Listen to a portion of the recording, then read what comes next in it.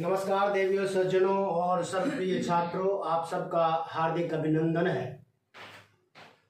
उपस्थित हूँ बिहार यानी बिहार के बारे में कुछ तथ्य लेकर, क्योंकि बिहार के बारे में, बिहारियों के बारे में जो कुछ धारणाएं हैं उनको सभी जानते हैं।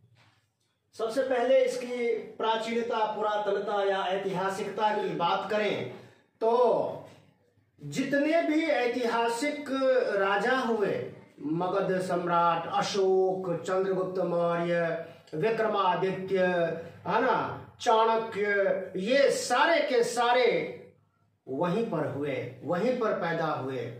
उन्होंने दुनिया को दृष्टि दी। बौद्ध, जैन और राम सीता सभी जानते हैं, दृष्टि एक व्यापक दृष्टि है, धर्म की, संस्कृति की, लोक मान्यताओं की और बहुत कुछ की। उतने प्राचीन उसमें मैं नहीं जाना चाहता। मेरा मकसद सिर्फ कुछ तथ्य उद्घाटित करना है जो इस प्रकार से हैं।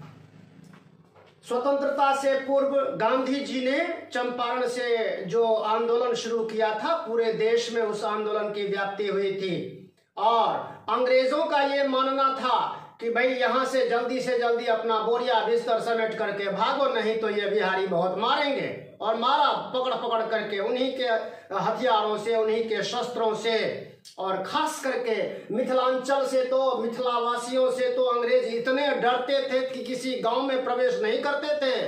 इसीलिए किसी अंग्रेज ने कहा था, if you see Maithil and cobra first kill Maithil then cobra. मतलब उनके लिए मिथिलावासी बहुत खतरनाक थे। हालांकि सांप से तुलना करी उन्होंने तो पता नहीं, वो तो किसी से भी, किसी की भी तुलना कर सकते थे। अंग्रेज थे, उनके पास अस्त्र शस्त्र थे, पूरे देश पर नियंत्रण था इस वजह से। लेकिन पूर्वी भारत से उनको सबसे पहले बोरिया बिस्तर समेट करके भागना पड़ा। तो इतना समृद्ध बिहार का गौरवशाली अतीत है। और स्वतंत्रता के बाद वहीं के नेताओं ने उस वहां के लोगों को ठगा, बिहार की भूमि को ठगने और वंचित रखने का काम किया। वो किसी भी दल के नेता हों, एक ही नेता हुए, ललित नारायण मिश्रा, जिसको भी यहाँ पर जो है कहीं पर मरवा दिया गया कि ये आगे ना बढ़े, बिहार को कहीं आगे ना बढ़ा दिया जाए, कहीं प्राइम मिनिस्टर ना बन जाए। इस डर से जो सत्तासीन लोग थे, उन्होंने साजिश के तहत जो है रेल दुर्घटना के नाम पर उनको मरवा दिया। आते हैं, देखते हैं कुछ बात। अगर हम पूरे देश में अगर ग्रेजुएट्स की बात करें तो आंध्र प्रदेश और केरल में जितने ग्रेजुएट्स नहीं हैं, उससे अधिक ग्रेजुएट्स बिहार के अंदर हैं। आईएएस और आईपीएस कौन नहीं जानता, पूरा देश जानता है, पूरी दुनिया जानती है कि इन दोनों की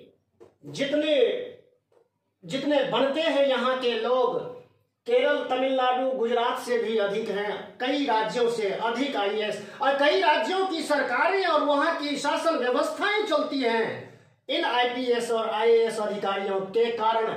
बहनों भाइयों, विकास दर, अगर विकास दर की बात करें, ये वर्तमान विकास दर की बात करें तो 14.48% विकास की दर है, जो पूरे देश में किसी राज्य में सर्वाधिक है। आईआईटी में सबसे आगे है बिहार, जहां का एक 12 साल का लड़का आईआईटी बना था। दिल्ली से 10 गुना कम क्राइम है वहां पर। ये वर्तमान स्थिति में, जब जंगल राज था, वो हम लालू प्रसाद बोल रहा हूं, जंगल राज खड़ा कर रहा हूं, है ना, तो उसने तो बिहार को 15 साल के राज में खुद जेल गया, चारा खा करके, दुनिया भर का इतना बड़ा पेट फुला करके, और अपनी पत्नी को जो है बिठा गया सत्ता पर। जंगल राज पूरा का पूरा बिहार को बदनाम करने में उसकी जितनी बड़ी भूमिका है, और किसी की इतनी बड़ी भूमिका नहीं है। दिल्ली से 10 गुना कम अपराध होते हैं वहां। सांप्रदायिक हिंसा में भी वो सबसे कम है, गुजरात और दूसरे राज्य आगे हैं। रेप के मामले बहुत कम, नहीं के बराबर हैं। दहेज हत्या तो बिल्कुल होती ही नहीं, जबकि मिथिलांचल में, बिहार में दहेज की प्रथा आज भी मौजूद है। बिना दहेज दिए बेटी का विवाह नहीं के बराबर होता है। हालांकि यह मान्यता, यह चलन खत्म हो रही है, यह प्रथा समाप्त हो रही है, समाप्त हो चुकी है। तो अब भी थोड़ी बहुत है। सांप्रदायिक नक्सली पर जो नक्सलवाड़ी, पश्चिम बंगाल के नक्सलवाड़ी से, जो नक्सलवाड़ी गांव से जो नक्सलवाद की जो हिंसा पूरे देश में जंगल में लगी एक आग की तरह से फैल गई है। पूरे देश में लगभग महाराष्ट्र, आंध्र प्रदेश, बहुत से, छत्तीसगढ़, मध्य प्रदेश, बंगाल, बिहार, उड़ीसा, झारखंड, सब जगह फैले हुए हैं ये नक्सली। लेकिन बिहार में उन पर नियंत्रण किया गया है। ये अपने आप में एक मिसाल है। नक्सलवाद जैसी हिंसा जो देश के अंदर बैठे हुए दुश्मन हैं, उन पर नियंत्रण करने में बिहार सरकार ने कामयाबी पाई है।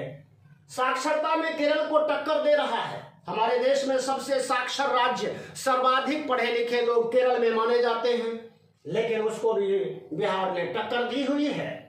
कृषि में पंजाब और हरियाणा सबसे आगे हैं अभी वर्तमान समय में। उसका कारण है यहाँ पर सरकार ने घर घर खेत में पानी पहुंचाया, बिजली पहुंचाई, सिंचाई की सुविधाएं दी, खाद, बीज और बहुत सारी सुविधाएं दी जो बिहार में नहीं मिल पाई किसानों को। नहीं तो कृषि के मामले में गंगा की जो दो धाराओं के दोनों भाग जो समतल मैदान है, विश्व में ऐसी उपजाऊ भूमि अन्यत्र कहीं नहीं है। वैसे तो भारत ही बहुत उपजाऊ भूमि है, इसलिए तो विदेशी भूखे नंगे लोग आए थे यहाँ पर, भूख के मारे आए थे, देखा यहाँ बहुत कुछ है तो यहाँ पर से ले भी गए और यहाँ पर आकर के बस भी गए। आज वो हमारे देश के अहम अंग हैं, चाहे वो कोई भी हो, किसी भी संप्रदाय से हो।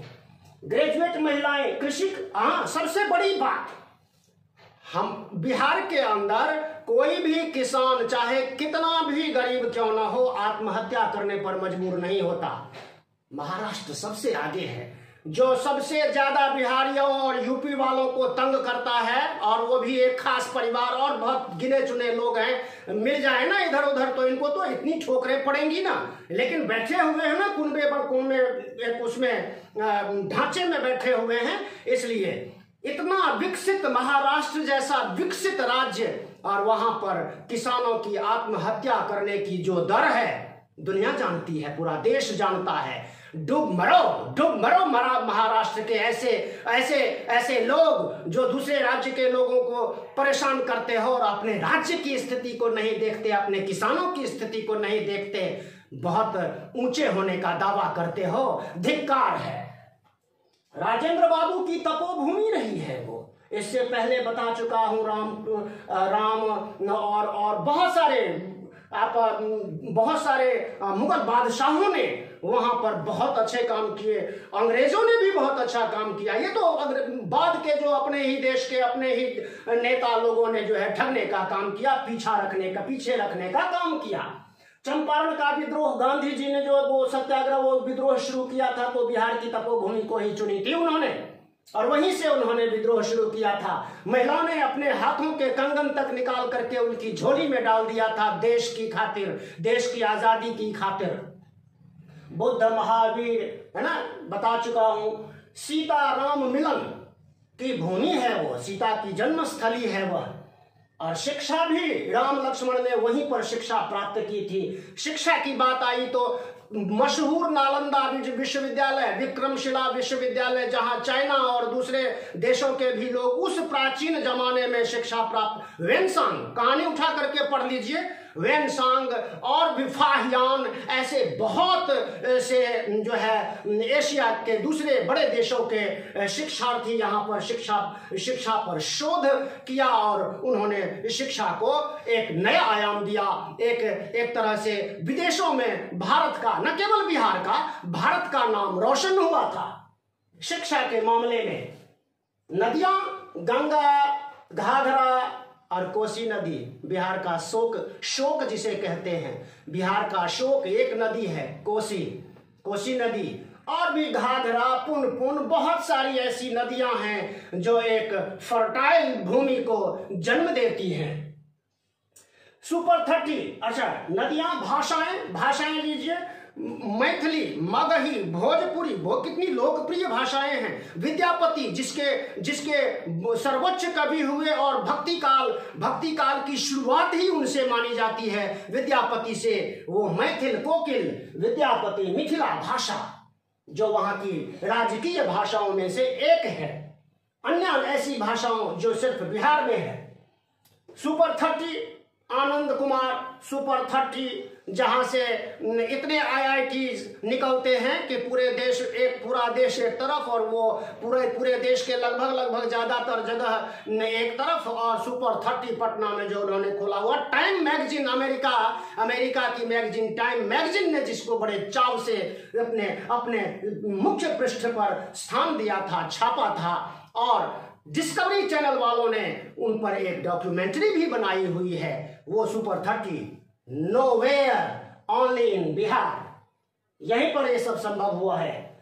16 जिले ऐसे हैं जो मिथिलांचल के कहलाते हैं, जहां 33% लोग मैथिली भाषी हैं। सबसे पुराना गणराज्य है वैशाली, दुनिया का सबसे पुराना गणराज्य वैशाली गणराज्य। विश्व में सर्वाधिक उपजाऊ भूमि तो है ही, पूरे भारत की भूमि उपजाऊ है, उसमें भी बिहार, उत्तर प्रदेश जहां से गंगा ऐसी नदियां बहती हैं, इतनी फर्टाइल भूमि दुनिया के किसी हिस्से में नहीं है। बहनों भाइयों, वन्य जीव अभयारण्य की कमी नहीं है। बोधि वृक्ष आज भी वो पीपल वहां का राजकीय पेड़ भी है।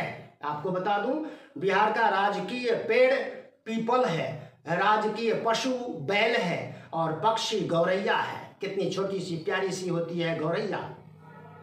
पर्यटन स्थल वाल्मीकि नगर और बोध गया और तमाम पटना में स्तूप, गांधी सेतु, एशिया का सबसे बड़ा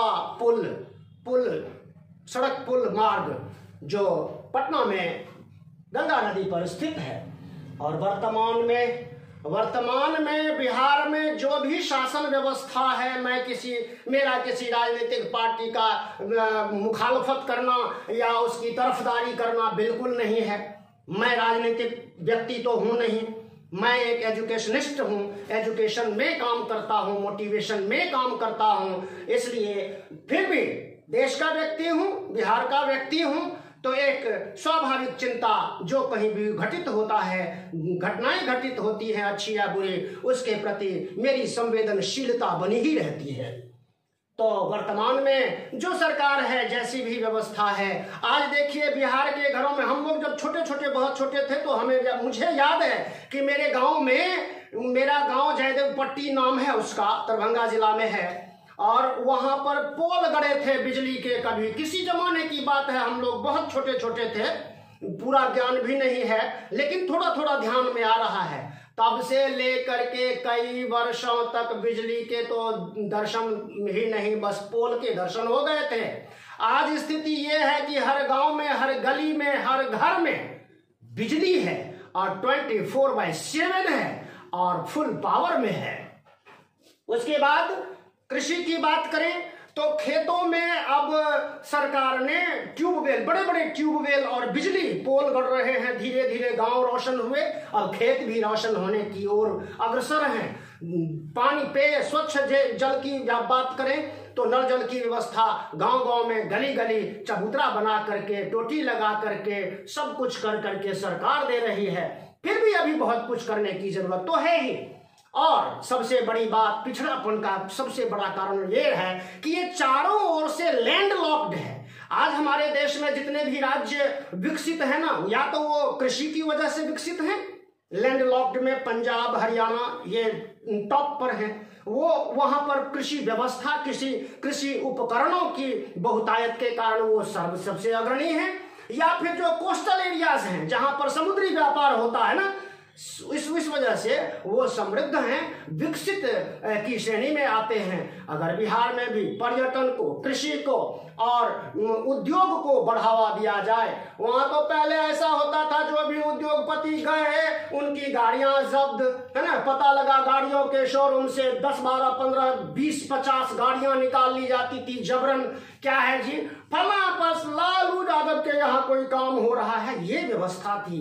इस वजह से वहां इंडस्ट्री वाले जितने भी लोग थे, एक तो थे ही नहीं, जो भी गए थे, जाना चाह रहे थे, वो भी भाग के आ गए। अब धीरे धीरे स्थिति बदल रही है और वहां पर उद्योगों में भी बड़ी तेजी से सुधार हो रहा है। बहनों भाइयों, सरप्रिय छात्रों, तो और ये जो देश में कुछ स्थानों पर बिहारी शब्द क्या है, बिहारी शब्द का इस्तेमाल कोई सम्मान में तो करता है नहीं, सीधी सी बात है। बिहारी होना गर्व की बात है। मैं बिहारी हूं, मुझे गर्व है इस बात का, बिल्कुल अभिमान है कि मैं बिहारी हूं, भारतीय हूं। लेकिन कुछ स्थानों पर जो इस शब्द का इस्तेमाल करते हैं ना, वो घृणा की दृष्टि से करते हैं, मानो कि वो गाली दे रहे हैं, ऐसा इस्तेमाल करते हैं। और ये बहुत चंद लोग हैं, बहुत ही कम लोग हैं, और मैं तो समझता हूं ये महामूर्ख लोग हैं, जिनको बिहार के बारे में कुछ मालूमात तो है नहीं, देश के बारे में कुछ मालूमात, तो ये सड़क छाप लोग हैं। ये मैं बताऊं आपको, महाराष्ट्र में भी जो ये बैठे हुए लोग हैं ना, ये सड़क छाप से ज्यादा नहीं है। ये तो कहिए कि बस सत्ता किसी ने, बाप दादा ने जो है दी हुई है पार्टी बना करके, और बस बंदर बाट की तरह से कई लोग है ना, टुच्चे लोग एक साथ आकर के सरकार में बैठे हुए हैं, सरकार में बैठ जाते हैं और लोगों को वहां पर, बिहार यूपी वालों को भगाते हैं, वहां गाली देते हैं। फिर भी भागने वाले कहाँ हैं? देश हमारा है भाई, हमारा देश है, हम कहीं भी रहेंगे, कोई रोक टोक नहीं कर सकता है। ये सीधी सी बात समझ में आनी चाहिए और सबको सम्मान देना चाहिए, सबका सम्मान प्राप्त करना चाहिए। यही तो संदेश है बुद्ध का, यही तो महात्मा का संदेश है। हिंसा मुक्त भारत हो, सभी प्रदेशों में खुशहाली हो, सभी लोग मिलजुल कर रहे हैं, हिंदू मुस्लिम सिख ईसाई, हम सब हैं आपस में, भाई भाई की भावना भरी हुई होनी चाहिए। लेकिन कुछ लोगों ने ऐसी भावना की, ऐसी तैसी की हुई है, ऐसे लोगों को जनता सबक सिखा रही है, और ज्यादा कड़ा सबक सिखाने की आवश्यकता है, समूल नष्ट करने की आवश्यकता है। सभी वर्गों के लोग आपस में जुड़ जाओ और ऐसी जो विध्वंसक शक्तियां हैं, उन शक्तियों का विध्वंस कर दो। Thank you for watching. ज़्यादा नहीं बोलूँगा, आउट हो जाएगा, ज़्यादा बोलूँगा तो वो राजनीतिक बयानबाजी और भाषण जैसा हो जाएगा।